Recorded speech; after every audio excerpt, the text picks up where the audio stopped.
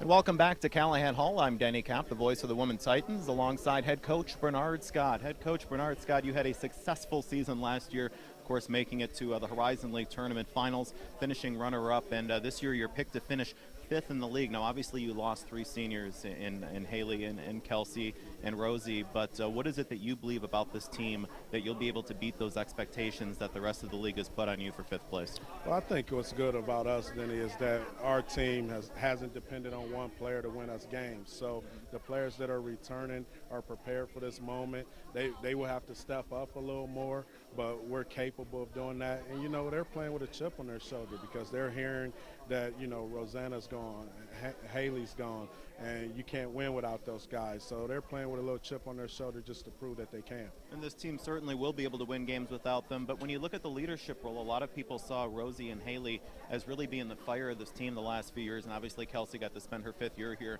But who steps up in the leadership role, the vocal role in the locker room, on the court, that kind of takes charge when things need to be taken charge now?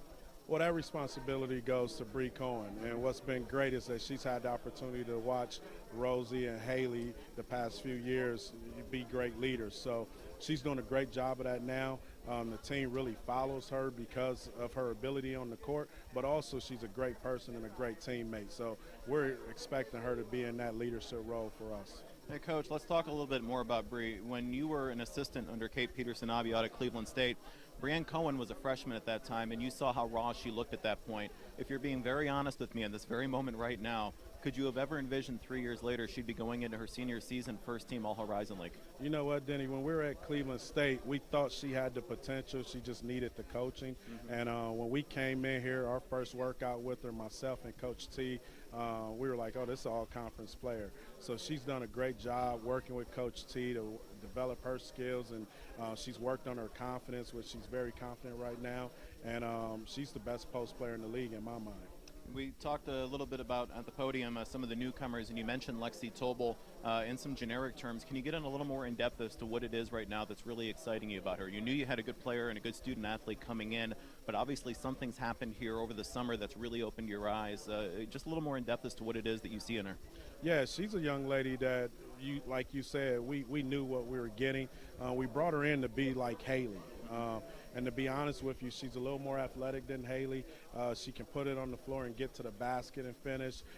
She's a little more aggressive offensively, looking for her shot, which is good. She's capable of hitting the three-pointer, the three-point shot, but she also competes.